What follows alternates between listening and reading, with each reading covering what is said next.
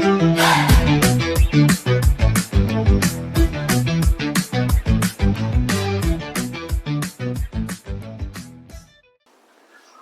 Student, स्वागत है आप सभी का आज के इस वीडियो में, जिसमें हम डिस्कस करेंगे एक्सरसाइज 5.3 अरिथमेटिक प्रोग्रेशन।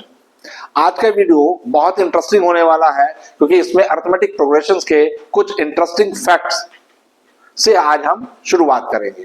तो चलिए देखते हैं एक arithmetic progression.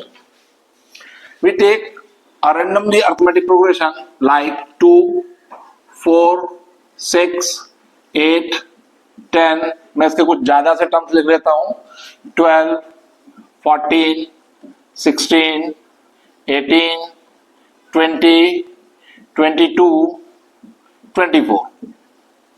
We take some terms which are in AP. ये सब AP में है।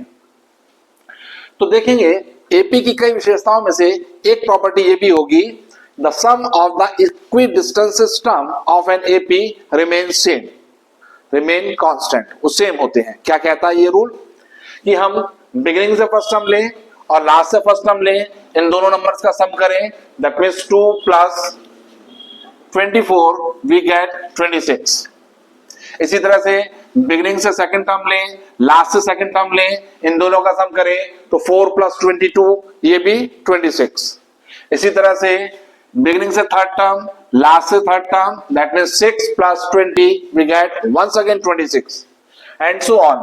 8 + 18 which is also 26, 10 and 16 which is also 26, 10 + 16 26 ही होता है। 14 and 12 दोनों, इन दोनों नंबर्स का सम भी 26। दैट मींस किसी भी अरिथमेटिक प्रोग्रेशन में इक्विडिस्टेंसेस टर्म का सम रिमेन कांस्टेंट, रिमेन सेम, वो हमेशा सेम रहता है। इक्विडिस्टेंसेस टर्म मींस बिगिनिंग से फर्स्ट टर्म, उधर फिर लास्ट से सब फर्स्ट टर्म, बिगिनिंग से सेकंड टर्म, लास्ट से सेकंड टर्म, बिगिनिंग से थर्ड टर्म, लास्ट से third term and so on. तो इस तरह से किसी भी एपी में इक्विडिस्टेंस पर जो भी टर्म सिचुएटेड होंगी, उन टर्म्स का सम हमेशा सेम होता है, कांस्टेंट होता है। पहली प्रॉपर्टी देखिए। इसके अलावा किसी भी एपी में अगर कोई 3 नंबर है, we take another AP like 10, 20, 30, we take 3 number which are in AP. तो 3 नंबर अगर एपी में है तो ऑलवेज रिमेंबर मिडिल वाले नंबर का ट्वाइस इक्वल होता है फर्स्ट एंड थर्ड नंबर के सम के। हियर 20 मिडिल नंबर, इसका ट्वाइस इक्वल है first term which is 10 plus third term which is 30। तो 2 × 20 which is 40, here 10 + 30 is also 40। Simple सा पैटर्न है, इसमें कोई रॉकेट साइंस नहीं है। अगर मैं 3 नंबर जनरल फॉर्म में लूं, a + d, a + 2d, ये मैंने 3 नंबर लिए जनरल फॉर्म में जो कि एपी में है। तो अभी यहां हमने देखा कि सेकंड टर्म का twice, that means twice time of a + d equal होगा a + 2d के। चेक कर लेंगे, 2 के अंदर मल्टीप्लाई करेंगे तो 2a + 2d LHS में आया। इधर RHS में देखें तो a + a 2a + 2d, hence LHS become equals to RHS। तो एक प्रॉपर्टी ये भी होती है। एक प्रॉपर्टी हमने यहां देखी थी, the sum of equidistances term of an AP remain same, remain constant. किसी भी एपी में इसको हम अप्लाई करके देख सकते हैं। एक और एग्जांपल लेते हैं फर्स्ट प्रॉपर्टी के regarding, like we take 10, 20, 30, 40, 50, 60, 70 which make an AP with first term 10 and common difference is also 10, common difference 20 - 10 which is 10। इसमें देखेंगे sum of equidistances term, तो 70 + 10 we get 80, 60 + 20 we get 80, 50 + 30 we get 80, और ये बचा single term 40 जिसका twice भी होता है 80। तो इस तरह से किसी भी एपी में इक्विडिस्टेंसेस टर्म का सम सेम होता है। कुछ इसी तरह की प्रॉपर्टीज का यूज करते हुए फर्दर आगे हम कमिंग एक्सरसाइज के लिए फॉर्मूला ड्राइव करने वाले हैं सम ऑफ n टर्म्स का। अगर कुछ टर्म एपी में है तो उन टर्म का सम कितना होगा ये जानने के लिए फॉर्मूला एक बनेगा, उस फॉर्मूले को हम ड्राइव करेंगे।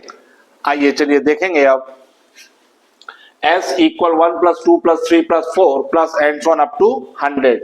These are the first 100 natural number and we want to sum of these number. In numbers का सम करना चाह रहे हैं और ये जो नंबर्स है ये एक एपी को भी बना रहे हैं with first term 1 and common difference भी इसका 1 होगा, क्योंकि सेकंड टर्म में तो फर्स्ट टर्म माइनस करूंगा तो 1, थर्ड टर्म में से सेकंड टर्म माइनस करूंगा वो भी 1 एंड सो ऑन।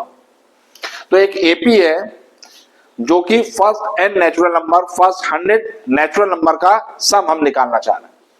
तो देखेंगे इस सीरीज को मैं अगर रिवर्स करके लिखूंगा तब भी रिजल्ट सेम होना चाहिए, क्योंकि ये प्रॉपर्टी होती है कि कोई भी नंबर अगर एडिशन किए जाते हैं तो वो कॉम्यूटेटिव रूल को होल्ड करता है। फॉर एग्जाम्पल मैं 4 में 5 ऐड करूं वो सेम आएगा 5 प्लस 4 के। ये रूल मैथ्स में कहलाता है कॉम्यूटेटिव लॉ और एडिशन इस लॉ को फॉलो करता है। 10 में 7 ऐड करें या 7 में 10 ऐड करें, रिजल्ट हमें दोनों ही केस में 17 ही मिलता है। तो ये हमको सम चाहिए था, इसको मैंने रिवर्स ऑर्डर में करके लिखा तो दोनों के एक्सप्रेशन सेम होंगे। सम को हम यहाँ पर s से रिप्रेजेंट कर रहे हैं, s स्टैंड फॉर सम का इनिशियल ले लिया है s। अब दोनों ही इक्वेशन को हम ऐड करेंगे तो लेफ्ट साइड में देखें तो s प्लस s ये मिलकर हो जाएगा ट्वाइस s इक्वल, यहां RHS में हमको ऐड करने के लिए कॉलम वाइज ऐड करना है। फर्स्ट टर्म में फर्स्ट टर्म ऐड कर रहे हैं तो 1 प्लस 100, सेकेंड टर्म में सेकेंड टर्म ऐड किया दैट मीन्स 2 प्लस 99। इसी तरह से थर्ड टर्म में थर्ड टर्म ऐड करेंगे तो 3 प्लस 98 एंड सो ऑन, और लास्ट टर्म 100 में ऐड करेंगे 1। तो देखेंगे हमने प्रॉपर्टी में देखा था sum of the equal distances term of an AP remain same, तो यहां भी वही प्रॉपर्टी होल्ड कर रही है। फर्स्ट टर्म लास्ट टर्म, जब हमने इसको रिवर्स ऑर्डर में लिखा तो ये लास्ट टर्म फर्स्ट टर्म बन गई, इन दोनों का सम 101। इसी तरह से सेकंड नंबर और last second number which is 99, दोनों का सम भी सेम होगा। यहां देखने वाली बात यह है कि जितने भी ब्रैकेट्स है इस RHS में उन सभी ब्रैकेट्स का सम 101 है। पहले ब्रैकेट 1 प्लस 100 का सम 101, सेकंड ब्रैकेट 2 प्लस 99 का सम 101, थर्ड ब्रैकेट 3 प्लस 98 वो भी 101 and so on, last bracket 100 plus 1 वो भी 101। तो each bracket give as the sum of 101। तो अब इन सभी नंबर्स का सम करने के लिए मैं इन ब्रैकेट्स को काउंट कर लूं और सिंपली 101 से नंबर ऑफ ब्रैकेट्स को मल्टीप्लाई कर देंगे, क्योंकि ऐसा हमने देखा है अगर मैं 10 में 10 को ऐड करूं 5 times, 10 plus 10 plus 10 plus 10 plus 10 तो 50 मिलता है। 10 प्लस 10 20 प्लस 10 30 प्लस 10 40 प्लस 10 50, और इसको गेन करने के लिए सिंपली हम 5 इंटू 10 कर सकते हैं। मल्टीप्लाई का यही बेसिक पैटर्न है। सेम नंबर को अगर हमें रिपीटेड टाइम ऐड करना होता है तो सिंपली हम मल्टीप्लाई कर लेते हैं। तो यहां हमें 101 को ऐड करना है कितनी बार, जितने ये ब्रैकेट होंगे। अब ये ब्रैकेट कितने हैं, 1 से लेकर 100 तक के नंबर थे, उनको हमने रिवर्स करके भी लिखा था। तो 1 आया यहाँ पर, दूसरे ब्रैकेट में 2 आया, तीसरे ब्रैकेट में 3 आया, चौथे ब्रैकेट में 4 आएगा और 100वें ब्रैकेट में 100 आएगा।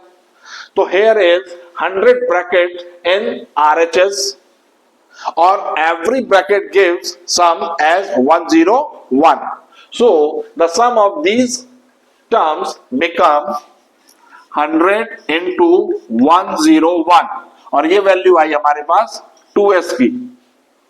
2s is equals to 100 into 101। 100 इसलिए क्योंकि ये 100 ब्रैकेट्स हैं। सिंपली अगर मैं किसी भी constant k plus k plus k plus and so on 20 times अगर ऐसा है k में k को ऐड करूं तो इसका रिजल्ट मेरे पास आ जाएगा 20 इंटू k। इसी प्रॉपर्टी का यूज करते हुए यहां पर 100 ब्रैकेट से और हर ब्रैकेट का सम सेम था। रिमेंबर दैट, ये प्रॉपर्टी हम तभी अप्लाई करेंगे जब every bracket give the same result. यहां पर हर ब्रैकेट का सम 101 था, 100 ब्रैकेट थे, इनका सम हो जाएगा 100 इंटू 101। नाउ इस 2 को राइट साइड में ले जाएंगे तो s इज इक्वल टू हो जाएगा 100 इंटू 101 डिवाइडेड बाई 2, 2 से 100 कैंसिल, 50 टाइम्स, 50 की मल्टीप्लाई 101 के साथ करेंगे तो 50 1s आर 50 और 50 1s are 50, 5050 is the sum of first 100 natural numbers. इसी पैटर्न पर बेस अब हम फॉर्मूला ड्राइव करेंगे सम ऑफ n टर्म्स का। देखेंगे नेक्स्ट पेज पर। आइए चलिए देखते हैं एक जनरल एपी को जिसका फर्स्ट टर्म a है, second term a plus D, third term a plus 2d and so on. ये nवा टर्म है जिसको हम an भी बोलते हैं, a plus n minus 1 into d. इसका proceeding term a plus n minus 2 into d, d का कोफिशिएंट 1 लेसर हो जाएगा। हर ब्रैकेट में ऐसा ही होता है, 2d है यहाँ पर और इससे प्रोसीडिंग वाले में सिंगल d है, इससे प्रोसीडिंग वाले में 0 इंटू डी है। तो n माइनस 1 इंटू डी से प्रोसीडिंग वाले टर्म में हो जाएगा n माइनस 2 इंटू डी। और मैं चाह रहा हूं इन सभी एपी के टर्म्स का सम करना, इन सब का सम करना हम चाह रहे हैं। तो इसी स्टेटमेंट को अब मैं रिवर्स ऑर्डर में लिखूंगा। When we rewrite this expression in reverse order, then we get s is equals to last term बन जाएगा first term which means a plus n minus 1 into d plus second last term बन जाएगा second term which is a plus n minus 2 into d, third last term बन जाएगा third term which is a plus, इससे एक छोटा coefficient आ जाएगा a plus n minus 3 into D plus यही sequence आगे चलता रहेगा और जो फर्स्ट टर्म था पहली वाली एपी का वो अब बन जाएगा लास्ट टर्म। सिंपली इनको हमें सम करना है तो LHS का सम LHS के साथ, RHS का सम RHS के साथ हम करेंगे और कॉलम वाइज वो सम करेंगे। तो s प्लस s ये हो जाएगा 2s is equal to a में फर्स्ट टर्म में इसको ऐड करेंगे तो ये बना हमारे पास a plus n minus 1 into d. Same as इसमें इसको ऐड करेंगे plus a plus d plus a plus n minus 2 into d. Third term में थर्ड टर्म ऐड किया जाएगा विद थर्ड टर्म पहले वाले में है a प्लस 2d और इसमें ऐड कर देंगे a plus n minus 3 into d और ये सीक्वेंस ऐसे ही चलेगा और लास्ट में आ जाएगा a plus n minus 1 into d और इसका लास्ट टर्म होगा a। अब इसको सिंप्लीफाई करके लिखेंगे a प्लस a, ये मिलकर हो जाएगा 2a। तो 2s का वैल्यू आ रहा है हमारे पास 2a plus n minus 1 into d. Second bracket देखेंगे a plus a, once again we get 2a। d में ऐड करना है n माइनस 2 इंटू डी को, तो d कॉमन निकाल लेंगे, यहां से पॉजिटिव 1 बचेगा, यहां से n माइनस 2, तो 1 प्लस n माइनस 2 होता है n माइनस 1। ये बन गया 2a plus n minus 1 into D plus इसको ऐड करेंगे a में a ऐड किया तो हमारे पास आ गया 2a प्लस 2d में ऐड करेंगे n माइनस 3 इंटू डी तो हमारे पास फिर से आ जाएगा n minus 1 into D plus and so on. और लास्ट टर्म को अगर हम देखें तो a प्लस a ये भी हुआ 2a plus n minus 1 into D. तो वैसा ही रिजल्ट जैसा हमने प्रीवियस पेज पर देखा था वैसा ही रिजल्ट यहाँ मिल रहा है। हर ब्रैकेट में जो क्वांटिटी आ रही है वो सेम आ रही है और वो है 2a plus n minus 1 into D. इस ब्रैकेट में भी है, इसमें भी वही क्वांटिटी है, इसमें भी वही है और इसमें भी वही है। अब यहाँ ये देखेंगे कि फाइनली हमारे पास ये ब्रैकेट होंगे कितने। तो हमने यहाँ जो लिए थे ये a plus d, a plus 2d and so on n terms लिए थे और nवा टर्म था हमारे पास a plus n minus 1 into d. That means we have totally n terms, उन्हीं n टर्म्स को हमने यहाँ रिवर्स ऑर्डर में लिखा था, वही हमारे पास n ब्रैकेट्स यहाँ पर होंगे। अब सेम नंबर में हम ऐड करेंगे n टाइम्स, तो रिजल्ट हमारे पास हो जाएगा simply 2s is equal to n times of 2a plus n minus 1 into d. और मेरे को तो s का वैल्यू चाहिए, तो 2 को राइट साइड में शिफ्ट कर देंगे, तो s हमारे पास आ गया n by 2 into 2a plus n minus 1 into d. और इसी को मैं बीइंग अ फॉर्मूला यूज करूंगा अपनी अपकमिंग एक्सरसाइज में, जो कि कहलाता है sum of n terms become n by 2 into 2a plus n minus 1 into d. आइए चलिए देखेंगे, लास्ट पेज पे हमने फॉर्मूला ड्राइव किया था s is equal to n by 2 into 2a plus n minus 1 into d, जो कि किसी भी एपी के n टर्म के सम को एक्सप्रेस कर रहा था। फर्दर इसमें अगर इस ब्रैकेट के अंदर जो ये 2a आया है, इसी को अगर हम स्प्लिट करके लिखें a प्लस a, तो देखेंगे और हमारे पास एक रिजल्ट आता है। तो इस 2a को मैंने लिखा a plus n minus 1 into D. Recall करेंगे, ये एक्सप्रेशन कुछ जाना पहचाना है, इससे हमने लास्ट एक्सरसाइज में काफी बार क्वेश्चंस को सॉल्व किया था।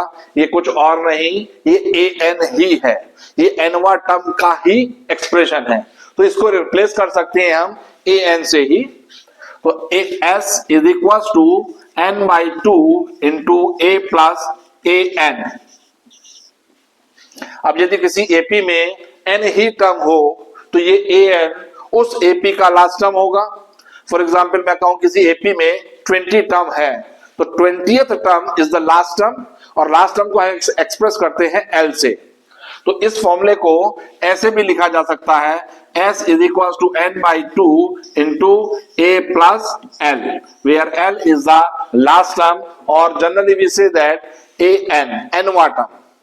तो ये भी फॉर्मूले हैं, जरूरत पड़ने पर हम इनको भी अप्लाई करेंगे। आते हैं अब एग्जाम्पल्स की तरफ। चलिए देखेंगे एग्जाम्पल 11, जिसमें हमको एक एपी गिवन है 8, 3, -2 एंड सो ऑन, और हमको सम बताना है इस एपी के 22 टर्म्स का। तो 22 टर्म का सम रिप्रेजेंट किया जाता है S22 से। जैसे हम A22 रिप्रेजेंट करते थे 22nd टर्म को एक्सप्रेस करने के लिए, वैसे ही 22 टर्म का सम एक्सप्रेस किया जाता है S22 से। सफिक्स में जो नंबर लिखा जाता है, उस नंबर तक का सम हमको उस एपी का चाहिए होता है। तो here n is equal to 22, क्योंकि 22 टर्म का सम हमको चाहिए। a का वैल्यू होगा 8, कॉमन डिफरेंस d कैलकुलेट करेंगे, जो कि होता है a2 minus a1, that means 3 minus 8, 3 minus 8 होगा हमारे पास -5। फॉर्मूला अप्लाई कर देंगे, Sn is equal to n by 2 into 2a plus n minus 1 into d. देखेंगे इस क्वेश्चन में हमारे पास लास्ट टर्म नहीं है। यदि लास्ट टर्म यानी कि 22nd टर्म हमें दिया होता, तो हम फॉर्मूला अप्लाई करते Sn equal n by 2 into a plus l का। तो जहां हमको लास्ट टर्म दिया होगा, वहां पर वो फॉर्मूला ज्यादा इजी होगा। यहां पर हमारे पास लास्ट टर्म नहीं है, तो हम इस फॉर्मूले को अप्लाई करेंगे। n, a और d की वैल्यू इस फॉर्मूले में पुट करेंगे, तो S22 हमारे पास आएगा 22/2 इंटू 2 इंटू a का वैल्यू है 8 प्लस n है 22 माइनस 1 इंटू d का वैल्यू है -5। जब भी d नेगेटिव साइन के साथ हो, तो उसको ऑलवेज ब्रैकेट में लिखना चाहिए। तो ये हो जाएगा 2 से 22 कैंसिल 11 टाइम्स, तो ये आ रहा है 11 इंटू 8 2 आर 16 प्लस 21 इंटू -5। ये बन जाएगा 11 इंटू 16 प्लस इंटू माइनस हो जाएगा 105। 105 में से 16 को माइनस करेंगे, तो रिजल्ट आएगा हमारे पास नेगेटिव 15 माइनस 6 9 और 9 माइनस 1 8, माइनस का 89 मल्टीप्लाई करेंगे 11 से, तो रिजल्ट आएगा माइनस का 979. So this is the example 11. आइए चलिए देखेंगे एग्जाम्पल 12, जिसमें हमको गिवन है कि किसी एपी के 14 टर्म का सम 1050 है, फर्स्ट टर्म उसका 10 है, 20th टर्म हमको फाइंड करना है। दैट मीन्स n का वैल्यू हमारे पास 14 हमको गिवन है।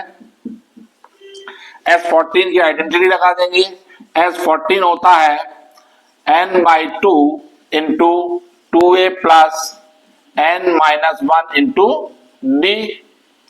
n को रिप्लेस कर देंगे 14 से, तो S14 दे रखा है 1050, ये हो गया 1050 is equal to 14/2 into 2 into a का वैल्यू 10 प्लस 14-1 इंटू d। इस रिलेशन से हम d का वैल्यू फाइंड करेंगे और उसके बाद फिर हम 20th टर्म कैलकुलेट करेंगे। तो 2 से 14 गया 7 टाइम्स, 7 को ले आएंगे इधर, 1050 divide by 7 equal 2 into 10 20 plus 13d। 7 से 1050 कैंसिल करेंगे, 1 टाइम 5 टाइम 0। 20 को लेफ्ट में लेकर आएंगे तो माइनस का हो जाएगा, 150 minus 20 we gate 130 equal 13d, जिससे d की वैल्यू हमारे पास आएगी 130 divided by 13 which is 10। Now अब हमारे पास d का वैल्यू भी है, a का वैल्यू हमको गिवन है, a20 हमको बताना है। a20 का वैल्यू होता है a प्लस 19d। ये आइडेंटिटी हमने लास्ट एक्सरसाइज में डिस्कस किया था। तो a का वैल्यू 10 पुट करेंगे, 19 इंटू d का वैल्यू हमारे पास अभी अभी आया, वो भी 10 है, ये हो जाएगा 10 plus 190 which is 200। That means इस AP का 20th टर्म 200 होगा। तो this is the example number 12। आइए देखेंगे एग्जाम्पल 13, जिसमें हमको एक AP गिवन है 24, 21, 18 एंड सो ऑन, और पूछा गया है कि इस AP के कितने टर्म का सम 78 होगा। दैट मीन्स इस बार हमको सम गिवन है, AP गिवन है, इस गिवन AP से हम A का वैल्यू फाइंड कर सकते हैं which is 24, common difference D note down कर सकते हैं which is 21 minus 24 we have -3, और n इस बार हमको बताना है कि कितने टर्म का सम 78 होगा। दैट मीन्स n का वैल्यू हमसे डिमांड किया गया है। फॉर्मूला अप्लाई करेंगे, Sn is equal to n/2 into 2a plus n-1 into d। Sn का वैल्यू पुट करेंगे 78 equal n/2 into 2 into a का value 24 plus n-1 into d। d का वैल्यू हमारे पास -3 है, -3 लगा देंगे, 2 इधर ले आएंगे लेफ्ट में, 156 इक्वल n इंटू 24 2 या 48, -3 के अंदर मल्टीप्लाई करेंगे, माइनस का 3n plus 3, minus minus plus 3 हो जाएगा। तो ये हमारे पास आया quantity 156 equal n into 48 plus 3 we get 51 minus 3n। We take 3 as the common from this bracket, 156 equal 3 common लिया, 3n हो गया, 17 माइनस n। 3 को ले आएंगे लेफ्ट साइड में, 156 के डिवाइड में आ जाएगा, ये बन जाएगा 52 equal n into 17 minus n। n के अंदर मल्टीप्लाई करेंगे तो ये हो जाएगा 52 equal 17n minus n square. इन दोनों ही क्वांटिटी को लेफ्ट साइड में लेकर आ जाएंगे तो ये बन जाएगा n square minus 17n plus 52 equal 0। हमारे पास एक क्वाड्रेटिक रिलेशन आया n में, इस क्वाड्रेटिक रिलेशन को सॉल्व करके n की वैल्यू फाइंड करेंगे। तो 52 के दो ऐसे फैक्टर जिनका सम 17 आए वो होंगे 13 एंड 4, 13 4 जा 52 होते हैं। ये बन जाएगा n square minus 13 plus 4 into n plus 52 equal 0।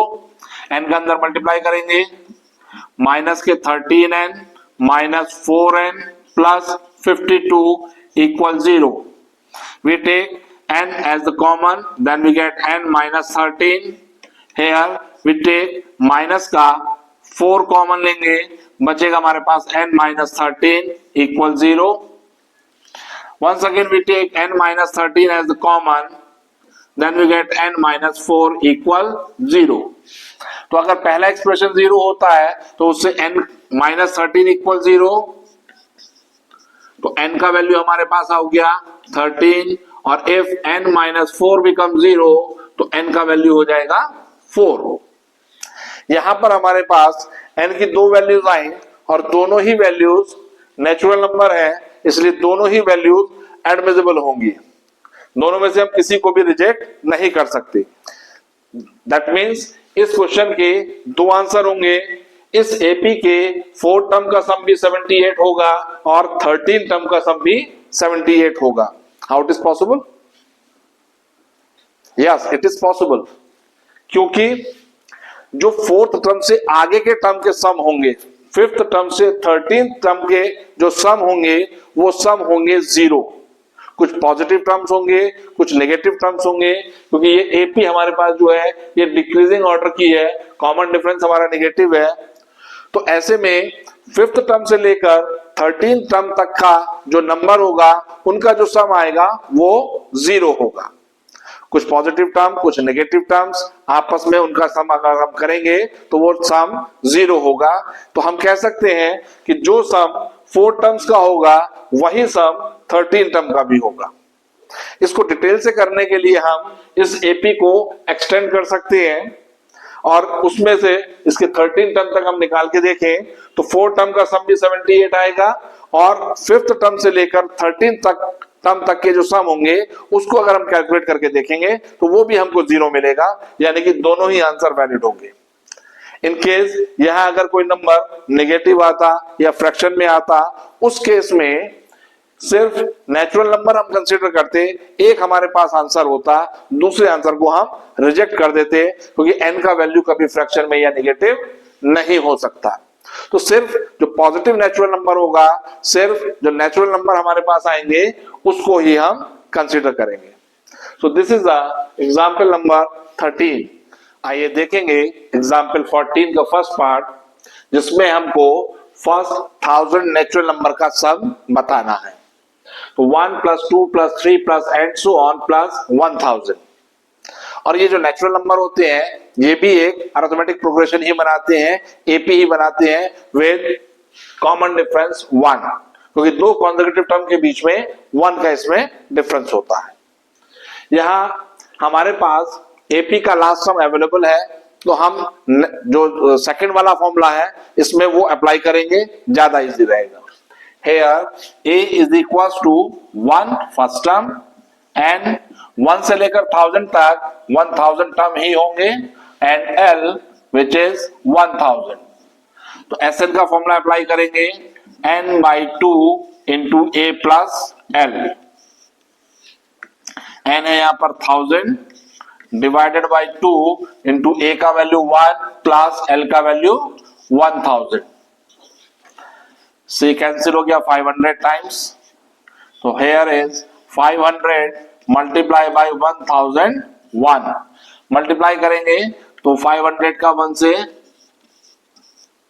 005, तो 500 is the result.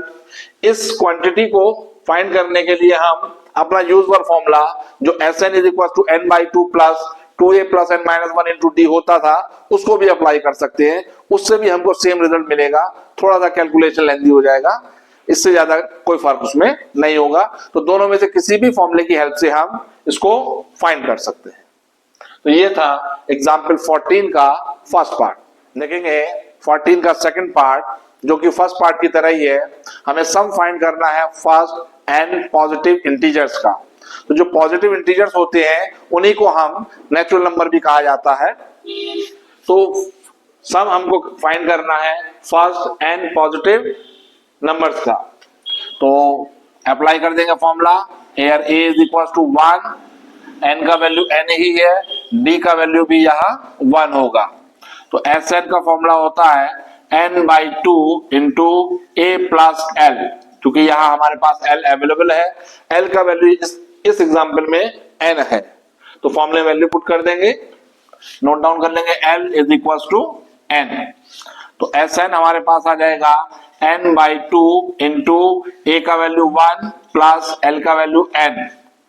So we have Sn is equals to n into n plus 1 upon 2, और ये रिजल्ट आने वाले क्लासेस में हम रिपीटेड टाइम काफी बार यूज करेंगे, जिसको हम स्टेट करेंगे बार बार, sum of first n natural number. ये फर्स्ट n नेचुरल नंबर का सम ही है, उसका बीइंग अ फॉर्मूला हम इसको अप्लाई करेंगे, जो कि होता है Sn equal n into n plus 1 upon 2।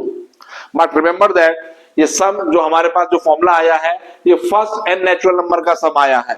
अगर कहीं सिचुएशन हमको ऐसी मिल जाए कि 1 से स्टार्ट ना हो करके, फॉर एग्जांपल एक एपी हमको दे दिया 10, 11, 12 and so on up to 100, और इसका सम पूछा जाएगा, तब इस फॉर्मूले को हम अप्लाई नहीं कर सकते, क्योंकि इसका फर्स्ट टर्म 1 नहीं है। हमने जो फॉर्मूला ड्राइव किया है ये फर्स्ट n नेचुरल नंबर का सम है। इसको फाइंड आउट करने के लिए हम एक टेक्निक अप्लाई कर सकते हैं, 1 से 9 तक के नंबर इसमें ऐड कर दें और फिर सब्ट्रैक्ट कर दें, तब हम इसमें फॉर्मूला अप्लाई कर सकते हैं। तो फिलहाल इस फॉर्मूले को अच्छे से मेमोराइज कर लेंगे, क्योंकि नेक्स्ट क्लास में ये फ्रीक्वेंटली यूज होगा। तो ये था एग्जाम्पल 14 का सेकंड पार्ट। आइए देखते हैं एग्जाम्पल 15, जिसमें हमको एक एपी का an गिवन है 3 प्लस 2n। यहां पर एक बात ध्यान देंगे, किसी भी एपी का जो जनरल टर्म होगा, जो an होगा, वो n में हमेशा लीनियर होता है।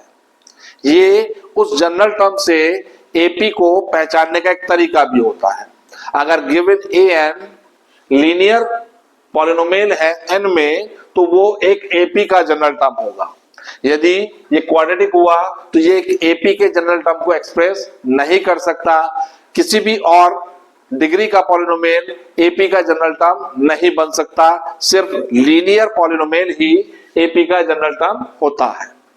दूसरी बात, एपी का जो एसएन हम कैलकुलेट करते हैं, सम ऑफ एन टर्म्स, वो ऑलवेज एन में क्वाड्रेटिक होता है। सम ऑलवेज क्वाड्रेटिक होगा, जबकि जो जनरल टर्म होगा वो ऑलवेज लीनियर होगा एन में। एनीवे, इस an की हेल्प से हम AP को ड्राइव करेंगे, उसके बाद A और D की वैल्यू फाइंड करेंगे, और हमको बताना है S24। पहले AP कंस्ट्रक्ट करेंगे, उसके लिए an की हेल्प से हम n को रिप्लेस करेंगे 1 से, और फर्स्ट टर्म निकालेंगे 3 plus 2 into 1, that means 3 plus 2 we have 5।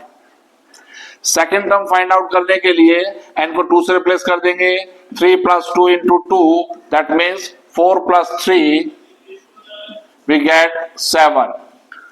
A3 हमको कैलकुलेट करना है, 3 plus 2 into 3, that means 6 plus 3 which is 9। Sufficient है हमारे पास किसी भी एपी को एक्सप्रेस करने के लिए 3 टर्म। तो हमारे पास AP I 5, 7, 9 and so on, और इस एपी के 24 टर्म का सम हमको चाहिए। Here A is equals to 5 and D is equals to A2 minus A1, that means 7 minus 5 we get 2। तो S n का फॉर्मूला होता है n by 2 into 2A plus n minus 1 into D। Values put कर देंगे, n को replace करेंगे 24 से, S24 equal 24 upon 2 into 2 into A का value 5 plus 24 minus 1 23 into D का वैल्यू हमारे पास है 2। ये हमारे पास आ जाएगा S24 इक्वल 2 से 24 cancel out, 12 times 12 into 10 plus 23 into 2 46, that means 12 into 56, 12 से मल्टीप्लाई कर देंगे, 12 6 72, 7 60 प्लस 7 67, तो 24 टर्म का सम 672 आएगा इस एपी के लिए जो कि हमसे पूछा गया था। तो this is the example number 15। आइए चलिए देखेंगे एग्जाम्पल 16, जिसमें हमसे कहा गया है a manufacturer of TV set produce 600 set in third year and 700 set in seventh year, assuming that the production increases uniformly by a fixed number every year। अब ये जो लाइन उसने हमको दी है कि हर साल सेम नंबर से इंक्रीज कर रहा है, यूनिफॉर्मली इंक्रीज कर रहा है, दैट मीन्स ये जो नंबर इंक्रीज हो रहे हैं ये एपी को फॉर्म कर रहे हैं। बताना है हमको फर्स्ट पार्ट में the production in the first year, that means उस एपी का फर्स्ट टर्म हमको बताना है।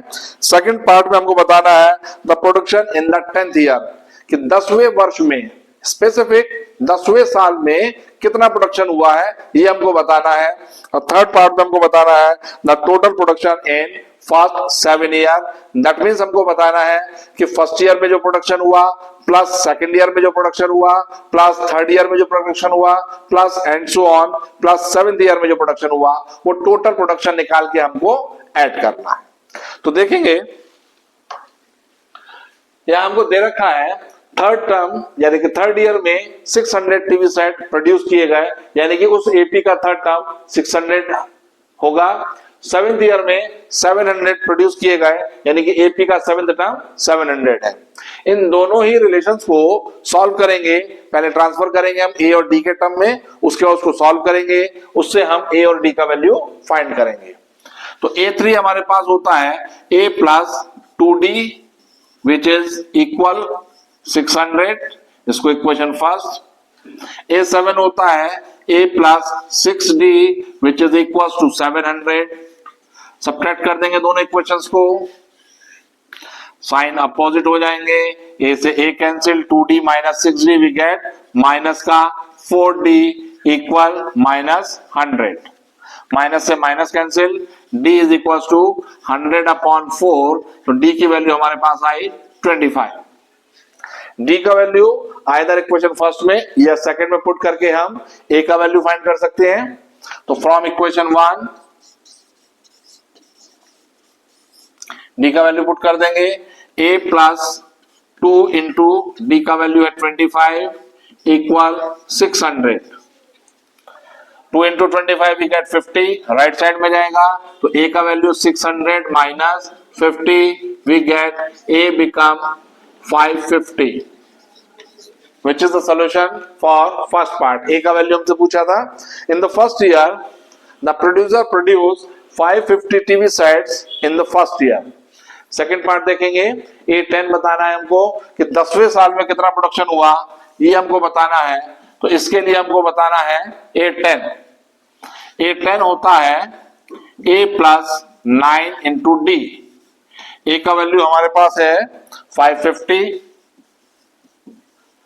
प्लस 9 इंटू डी का वैल्यू 25, थोड़ी देर पहले हमने निकाला, ये हो जाएगा 550 plus 225 we get 5, 5 to 7, 5 to 7, 775 TV sets produced in 10th year, specific 10वें साल में।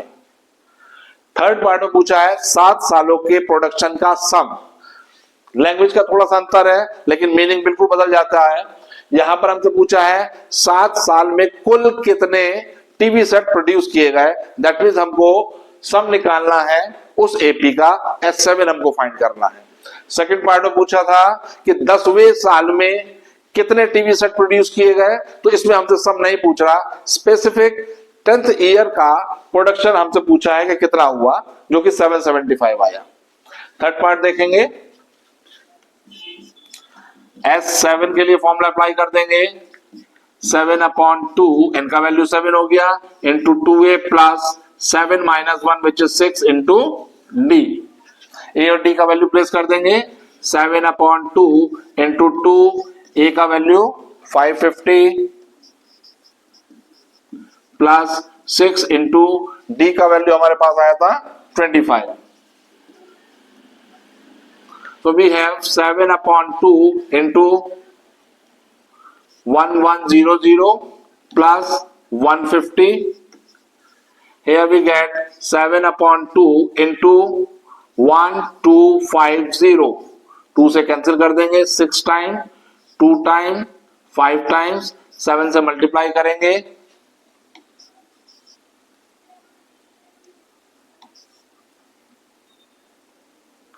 4375 TV produce in first 7 years. शुरू के 7 सालों में टोटल टीवी का प्रोडक्शन हुआ 4375 टीवी सेट्स प्रोड्यूस किए गए. So this is the example 16. हम नेक्स्ट वीडियो में डिस्कस करेंगे एक्सरसाइज 5.3 की.